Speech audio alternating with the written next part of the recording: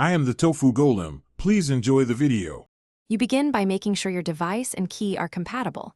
This avoids wasted steps. First, confirm your iPhone model and iOS version, then open Settings and verify NFC is enabled. Next, install the vendor or wallet-compatible app needed to register the key. Some systems require their app to write credentials. Once done, power cycle the key if possible, and bring it close to the top rear of the phone to initiate reading. This is where the handshake starts. Now you perform the core transfer. Open the app and select Add Key or Import, because that triggers secure exchange. Tap the NFC key to the top rear of your iPhone when prompted.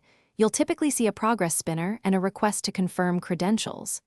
The app may ask for PIN, verification code, or biometrics. Provide them to authorize writing. Make sure you keep the key steady until the app reports success, and then use the app's built-in test to verify the phone reads the credential. To finish, test the phone as your key at the intended reader, holding the top rear area close and presenting naturally. Many readers need 1 to 2 seconds of proximity.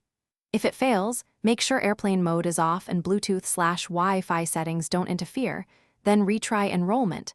Sometimes deleting and re-adding the key fixes handshake errors. As a single troubleshooting tip, if scanning repeatedly fails, restart the phone and the app. Then attempt the write again. This clears temporary NFC service glitches. Thanks for watching. Consider subscribing if we helped you today.